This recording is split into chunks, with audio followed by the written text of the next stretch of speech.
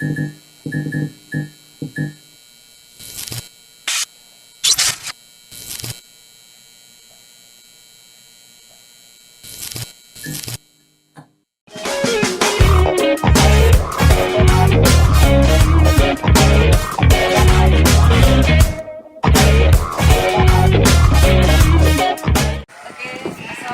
warahmatullahi wabarakatuh. Selamat pagi Sobat Tani.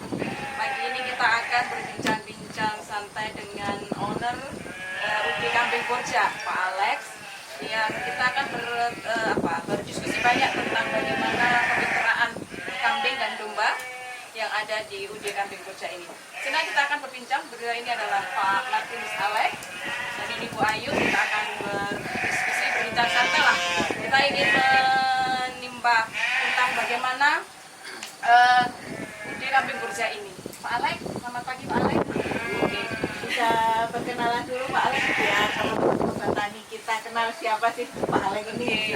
Baik, nama saya Martinus Alexander, biasa dipanggil Sander.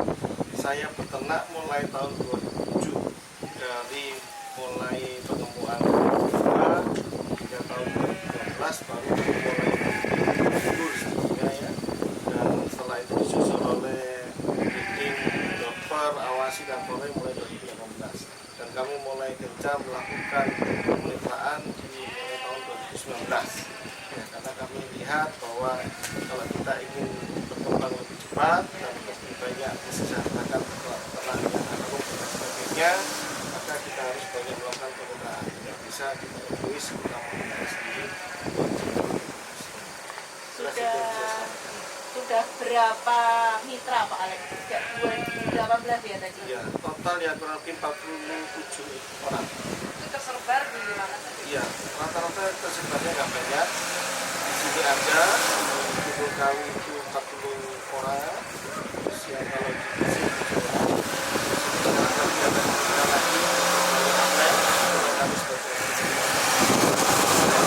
Kabupaten Tasik, Kabupaten Magelang, Banjarnegara hingga Sekitar Jawa saja ya? ya, karena memang pada intinya kemitraan itu kan juga ada pengawasan tanpa kita juga ada pengawasan baik melalui online maupun visit on the spot. Saya rasa keberhasilannya kurang bagus bagi mitranya. Ini yang menarik ada kemitraan pengawasannya secara online Sobat Tani. Nah, Ya. itu seperti apa kan biasanya Ya, orang-orang pasti harus offline datang langsung seperti itu. ya on the spot maksudnya kan ya. Iya. Oke, jadi yang dimaksud online begini, kadang-kadang kan kita selalu punya standar bahwa mitra kita harus mengikuti background atau keterampilan kalian kami ini. Dan kami juga ada background umum. Nah, nanti di sela-sela itu kita sisipkan yang untuk mitra. Jadi selama 3 hari 2 malam kita latih calon mitra itu cara tingginya mengenai makan, terus kemampuannya bagaimana cara dia bisa tidur, untuk obat, buat makan, sinasi dan lain-lain. Intinya pulang ke rumah harus bisa berpeternak. Nah, baru kita bermitra supaya ilmunya seimbang. Nah, di tengah kesulitan mereka berpeternak, misalnya saya kebanyakan mengenai kelahiran ya. Mana kelahiran Indonesia dan sebagainya. Nah, itu baru pengajaran lewat video gitu kan. Nah, video call. Di video, oh ini mesti tarik, mesti apa. Nah, itu. Langsung ya, video call langsung. Iya, betul. Tapi kadang-kadang juga kita mempraktekkan di sini. Di video, mereka juga bisa melihat. Gitu. Kadang-kadang juga kami kalau mitranya besar di suatu tempat, kami kan melakukan suatu bintek ya. Teknik walaupun backgroundnya sudah ada tadi, binteknya selalu tiap 2 minggu sekali kalau memang bagi mitra yang baru, tapi kalau yang sudah setahun biasanya sebulan sekali. Nah, di sebulan sekali itu kami melakukan binteknya juga bisa online. Maksudnya saya melakukan presentasi di sini misalnya kalau kita bisa datang, nah mereka ditampilkan di lewat proyektor, ditampilkan lewat Zoom ini, ditampilkan di tempat meeting gitu. Nah, kemudian juga kalau kita punya teknologi baru, kita syuting di sini, kita peragakan gimana cara nyuting dan sebagainya, baru ditampilkan juga di Zoom ini. Jadi kalau emergency itu yang dikerjakan daripada nunggu orang ini datang ke sana. Kalau binteknya yang khusus mitra tadi ya Pak, Ya. itu apakah mereka berbayar atau Udah. Kalau mitra kan udah free. selain dari bintek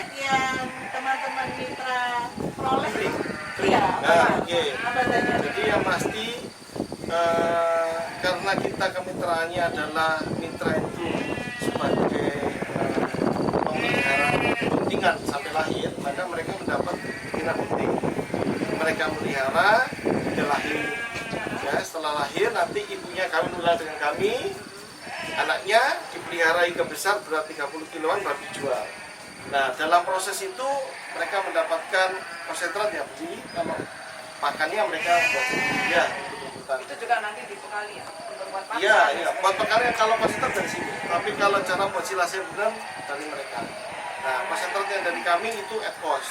Dalam arti kita nggak ambil keuntungan karena kemitraan kami. Nah, di sela-sela itulah kita melakukan budidaya.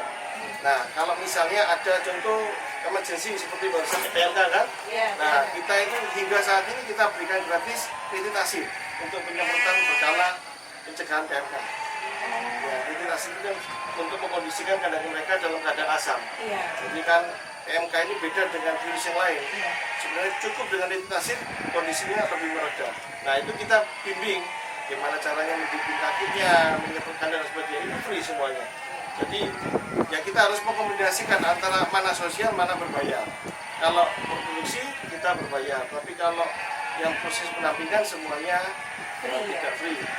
Oke, sebelum lanjut ke PMK ini juga menarik tentang PMK Sobat Tani.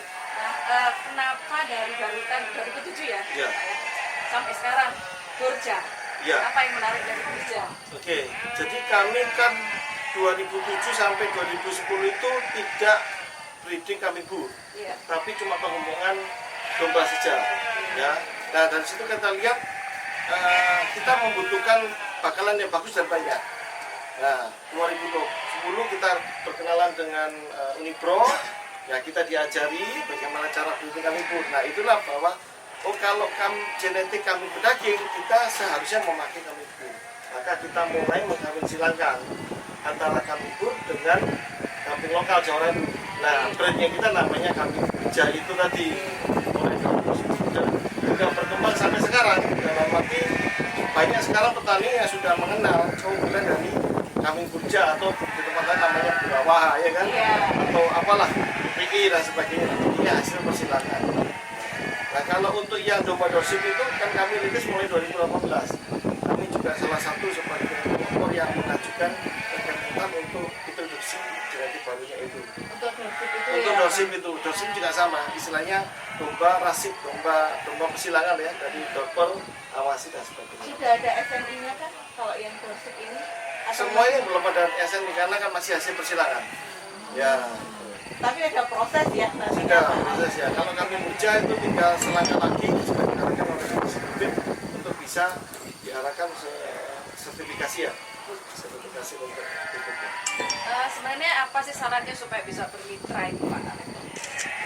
Ya, yang pasti kalau kemitraan itu kan sekarang lewat organisasi APTKI dan juga Kementan kan dianjurkan untuk lebih bisa skala korporasi di klaster ya. Jadi misalnya ada suatu lahan yang mumpuni agak besar, peternaknya berkumpul di sana. Nah, dengan kita melakukan klaster itu kan ada namanya breeding center kan. Nah, breeding center itu yang harusnya bisa lebih banyak dikembangkan oleh peternak di Indonesia. Jika tidak lagi sporadis di beberapa tempat. Karena dengan breeding center terkumpul dari satu tempat, maka pertama sumber pendanaan bisa lewat TUR. Ya, bisa lewat TUMDes, bisa lewat CSR. Itu lebih bisa karena kelihatan populasinya dan lebih mudah pengontrolan terhadap mitranya. Kita siapkan aja jumlah kecil-kecilan, bisa bimteknya, itu dan sebagainya. Lebih mudah lah terkontrol ya itu. Terus itu sumber pendanaan. Untuk sumber bimtek sendiri kan lebih mudah. Pengecekan populasi juga lebih mudah. Semuanya lebih mudah dan skala korporasinya lebih didapat.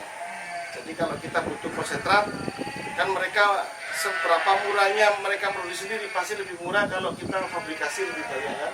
Nah, kita kan dropping satu kali misalnya 8 ton, bisa dipakai untuk berapa puluh peternak ya kan? Di dalam satu lokasi.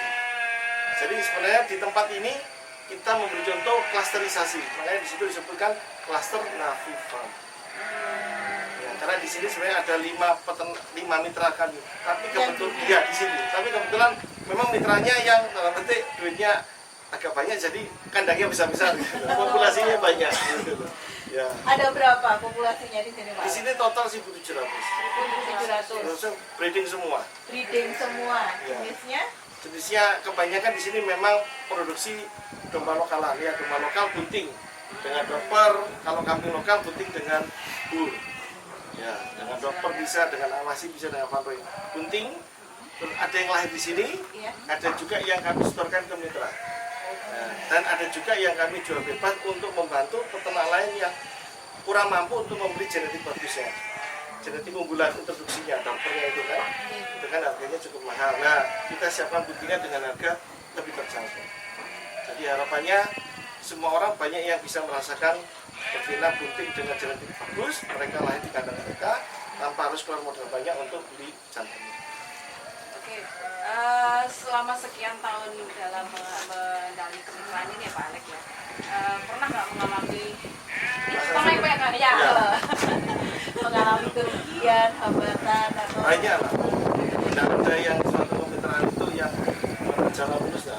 Karena sifat alami dari mitra itu kan ya ada yang sudah dibimbing SOP benar, mereka tetap memakai metode atau pola lama. Ada yang integrasinya kurang, tanggung jawabnya kurang, ya kan? Banyak macam. Tapi kalau kita kami maju ya semua hambatan itu harus dilalui. Lama-lama akan terseleksi dari 100 menyusut 70 menit, nah akhirnya mana yang stabil ya itu yang harus kita bina terus. Ya, Sobat Tani, kita telah berbincang tentang masalah kemitraan. Semoga dengan adanya video yang kita dapat pagi ini kita bisa lebih banyak tahu manfaat. Ternyata seperti ini kita berternak kambing domba Pak Alex ini. Semoga juga semakin nambah sanang dalam peternakan kita di Indonesia. Terima kasih Pak Alex sudah bincang pagi ini. Insya Allah nanti kita bisa langsung ke kandang melihat lagi bagaimana cara memilih bibit kambing domba yang baik. Terima kasih Pak Alex. Tapi satu lagi Apa itu? mungkin pesan-pesan Oh terakhir iya. untuk mengatasi segala hambatan, tantangan yang ada di dunia. Sampai hingga saat ini kan Pak Alex tetap fight atau ya apa ini kuncinya? Ya. Jadi kita sebagai peternak harus telaten. Ya, Harus ya telaten dan harus memang pantang mundur ya. Kalau memang tujuannya sudah disetap sebagai peternak. Yang kedua, jaga integritas dan tanggung jawab leader, sehingga kita harus menjunjung tinggi kejujuran dalam mengakui suatu kualitas genetik. Kalau ini full ya aku akui sebenarnya. Perkara mau dijual harganya berapa aja silakan. Kalau ini cross ya bilanglah cross gitu. Jujur ya Pak. Harus jujur dan terintegrasi tinggi dalam hal kualitas ternak. Karena apa artinya kalau kita semua punya pengawas ternak, ternyata yang diawasi berbohong dengan kualitasnya. Itu kan? Nah, kami suatu kehormatan bahwa mulai tahun 2012 yang lalu 2014 ya ada juga dari UNS sampai mengecek DNA dari bur kami. Ya, jadi kami juga memberitahu ini loh, bur beneran ini ya, bur blood, ini F1, F2 sampai F3 waktu itu. Mereka ambil DNA-nya. Dan memang semua cocok ya Pak ya? Ya, kebetulan kan kita diawasi juga oleh waktu itu konsultan kami kan Dr. Krisno. Jadi dia memberitahu ini loh, ini memang bisa dipercaya lah ya. Bahwa ini memang melakukan persilangan kualitas genetik memang benar. F3 ya F3, F4 ya F4 gitu. Nah, itu sudah ada DNA-nya. Jadi suatu-suatu kalau mau di cross check sebagai acuan bisa gitu. Oke Sobat Tani, itu tadi ya, integrasi, tekun, jujur. Nah, itu mirip satu lah dari integrasi. Oke, itu tadi. Nanti kalau ada tanya jawab dan sebagainya silakan kontak di Halo Batu ya. Halo Batu, bisa tanya-tanya di situ. Insya Allah akan ada respon dari kami. Terima kasih sekali lagi Pak Alex. Selamat pagi, assalamualaikum warahmatullahi wabarakatuh. Waalaikumsalam.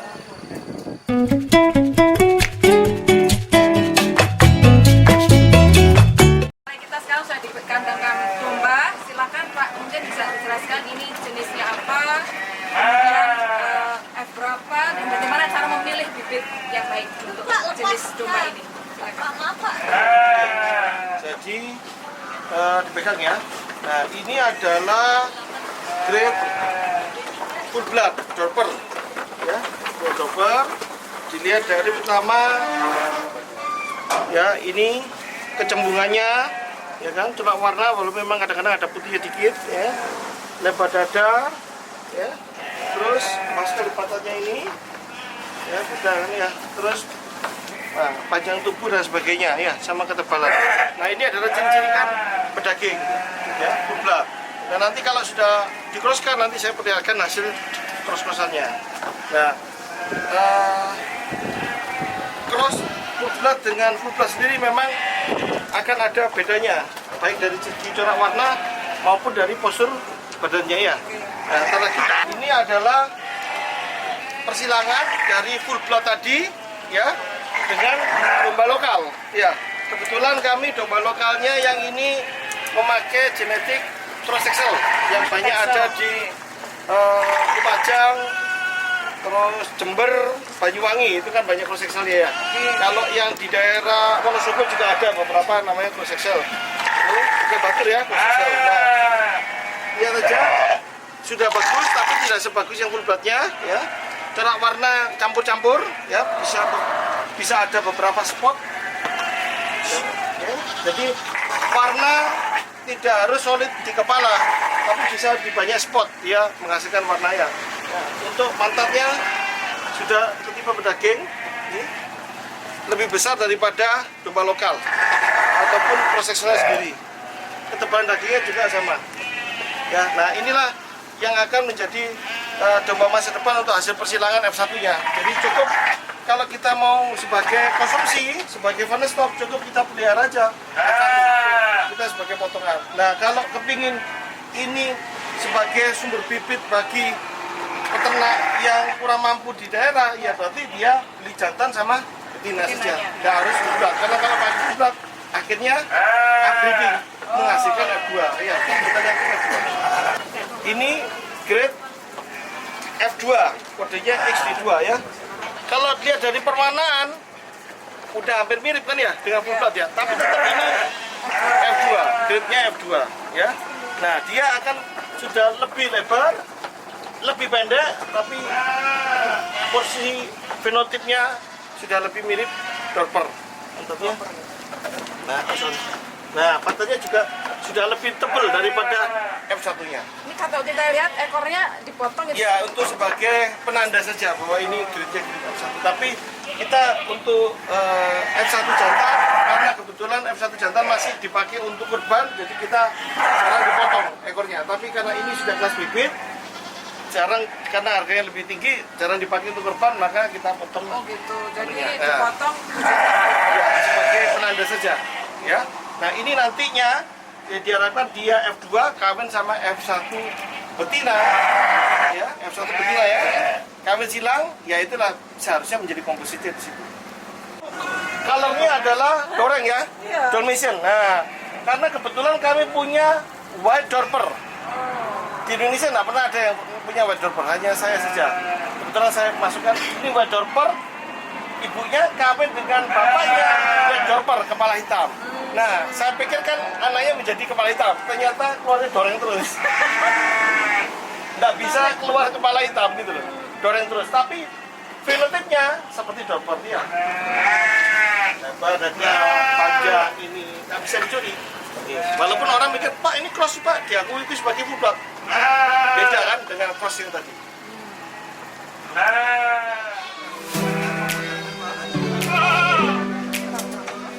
sini ya.